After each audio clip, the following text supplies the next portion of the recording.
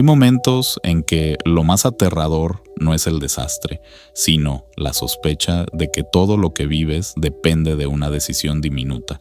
Una palabra que no dijiste, un segundo de más en esa esquina, un abrazo que nunca diste. En el efecto mariposa, Evan descubre que puede viajar al pasado, no con una máquina, no con rituales, sino leyendo sus propios diarios, sumergiéndose en los recuerdos que lo construyeron y que al tocarlos lo destruyen. Cada cambio que intenta hacer, por noble que parezca, abre nuevas heridas. Lo que arregla en un rincón se rompe en otro. Lo que salva se transforma en condena. Y cada intento que hace por cambiar su destino se convierte en un total caos. Y entonces surge la pregunta: ¿y si en la vida real estamos atrapados en una red invisible de causas y efectos? ¿O si simplemente navegamos sobre una marea caótica que nadie puede entender del todo? Porque a veces el universo no parece tener lógica, solo ritmo. Y si escuchas con atención, hay algo allá afuera respirando entre los colapsos. Algo que no es ni destino ni azar, algo que llamamos caos. Hoy quiero hablar sobre este concepto que suena ominoso, errático y poderoso, pero que también puede ser confuso, porque el caos no siempre es ruidoso. A veces es una partitura demasiado compleja para nuestros oídos, un orden que no parece orden hasta que lo miras desde muy, muy lejos. Hoy en Cosmic Wanderers no vamos a explicarte cómo evitar el caos, vamos a entrar en él, mirarlo a los ojos y descubrir que quizás, como dijo Nietzsche, debes tener caos dentro de ti para dar a luz una estrella danzante. Caos filosófico, el origen sin forma. Entonces, ¿qué es el caos? Antes del universo no había oscuridad, tampoco había silencio, porque incluso el vacío necesita límites para ser llamado vacío. Lo que había, según los antiguos griegos, era caos, pero no el caos que hoy imaginamos, no confusión, ni ruido, ni catástrofe. Caos, en su forma original, era una grieta, un abismo sin forma. Una especie de respiración suspendida antes del primer latido. Según Hesíodo, en su Teogonía, caos fue lo primero que existió, antes de los dioses, antes del cielo, antes de la tierra. Un espacio primigenio que no era materia ni espíritu, sino posibilidad absoluta. Más tarde, Platón hablaría de este caos como la materia sin forma, un fondo informe sobre el que el demiurgo, el hacedor del mundo, intenta imponer orden. Pero ese orden nunca es perfecto, porque lo que hay debajo sigue vibrando, sigue latiendo, sigue respirando. Y es que el caos no es lo opuesto al orden, es su origen, es la sombra que le da forma a la luz. El terreno fértil donde brotan las cosas y donde también se disuelven. Cuando Evan, el protagonista de El efecto mariposa, intenta alterar su pasado, no está luchando contra un error. Está sumergiéndose en ese abismo primordial, tratando de moldear lo inmoldeable, como si pudiera reescribir el origen, pero el caos no olvida.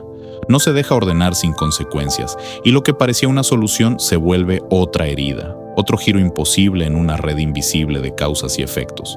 Nos gusta pensar que nuestra vida es lineal, acción, consecuencia. Pero si pudiéramos ver más allá, veríamos una danza enredada, una madeja de hilos, vibrando en todas direcciones. Y eso no es algo malo, porque también nosotros nacimos de esa grieta. Somos orden, sí, pero orden suspendido sobre un abismo que nunca desapareció. Y tal vez, si nos atrevemos a escucharlo, descubramos que no hay que huir del caos, sino aprender a respirar dentro de él. El caos que late en la ciencia. En 1961, un meteorólogo llamado Edward Lorenz hizo algo aparentemente trivial. Ingresó un número con menos decimales en su simulación del clima. Esperaba que el resultado variara apenas, pero el resultado fue radicalmente distinto. Una tormenta en lugar de una brisa. Así nació lo que hoy llamamos el efecto mariposa. La idea de que un cambio mínimo en un sistema puede provocar consecuencias impredecibles, como una mariposa que aletea en una esquina del mundo y termina desatando un huracán al otro lado del planeta. Eso no es magia, es teoría del caos. Y lo que nos dice es brutal, que los sistemas complejos, como el clima, como la vida, como tú, son hipersensibles a las condiciones iniciales, que no hay acción sin eco, y que muchas veces ese eco no podemos escucharlo hasta que ya es demasiado tarde.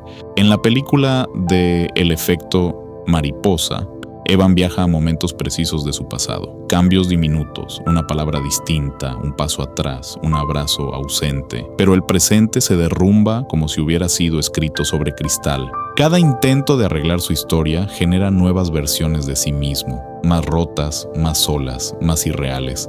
Y eso nos lleva a otro concepto, la entropía, la tendencia natural del universo a desordenarse, a perder estructura, a que el calor se disipe, las cosas se oxiden y las memorias se disuelvan. La segunda ley de la termodinámica es simplemente la forma en que todo se transforma. El orden no es permanente, es solo una pausa entre colapsos. Pero aquí está lo interesante. El caos no siempre destruye, a veces reorganiza. Las formas colapsan, sí, pero dejan espacio para otras nuevas. Evan intenta controlar su vida como si fuera un experimento y descubre que el caos no puede evitarse, solo puede vivirse. Porque al final no se trata de controlar el caos, sino de entender que cada decisión, por mínima que parezca, construye una dirección posible. No podemos predecirlo todo, no podemos deshacer lo que ya fue, pero sí podemos elegir con más conciencia lo que sembramos hoy. Lo demás lo decidirá el ruido, el viento, el tiempo o el caos mismo. El caos emocional, cuando el pasado no se queda quieto. No todos los huracanes se forman en el cielo. Algunos se forman dentro de nuestra memoria, en lo que callamos demasiado tiempo. Hay una escena donde Evan despierta en una nueva línea de tiempo. Tiene todo lo que muchos soñarían. Está en la universidad, está con Kaylee. Su vida parece estable.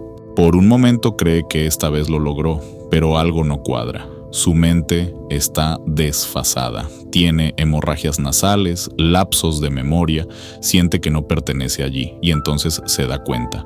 Para construir esa versión de su vida tuvo que borrar partes de sí mismo. Sacrificó recuerdos, vínculos, versiones de quienes lo rodeaban y aún así nada encaja del todo. Es ahí donde el caos emocional se vuelve más claro, el intento de arreglar lo externo sin haber entendido lo que llevaba por dentro.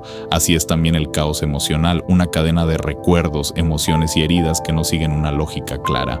Uno cree haber superado algo hasta que una palabra, una cara o un olor te arrastra de nuevo al centro del temblor. Lo más perturbador de ese caos interno es que muchas veces se parece al orden, rutinas, relaciones, hábitos que parecen estables, pero que están construidos sobre miedo, sobre traumas no resueltos. Y basta con una grieta, una pérdida, una ruptura, un silencio, para que todo se venga abajo. Eso no significa que estemos rotos, significa que no somos estructuras cerradas, estamos en constante reconfiguración y eso nos hace más frágiles, pero también más vivos. El caos emocional no siempre se manifiesta como crisis, a veces se esconde en lo cotidiano, esa ansiedad difusa, el insomnio que no se explica, la sensación de estar desfasado, como si algo en nosotros se hubiera salido de fase, como Evan atrapado en una versión de su vida que ya no le pertenece. Tal vez por eso buscamos tanto el control, porque sabemos, muy en el fondo, que el alma también tiene su propia entropía, y que, como el universo, tiende al desorden si no la cuidamos. No se trata de corregir todo lo que dolió. A veces basta con aprender a habitar el caos sin dejar que te trague, mirarlo sin miedo y seguir caminando, incluso cuando no entiendes del todo hacia dónde. El caos silencioso de la vida moderna. Hoy ya no necesitamos un apocalipsis para sentir que todo se desmorona. Nos basta con abrir el celular, noticias contradictorias, 1000 opiniones al mismo tiempo, tendencias que cambian cada hora, una avalancha de información que no alcanzamos a procesar, pero que igual nos atraviesa. Vivimos en un mundo que simula orden, semáforos, algoritmos, calendarios, horarios, pero debajo de todo eso hay ruido. Un caos perfectamente disfrazado. Y lo más irónico es que ese caos ya no viene de lo impredecible, sino de lo excesivamente predecible, de estar siempre conectados, disponibles, informados, de que todo parezca funcionar, mientras algo dentro se desgasta. Las estructuras sociales nos enseñan a mantener el control, a rendir, a producir, a mantener la calma. Pero ese control es frágil y lo sabemos.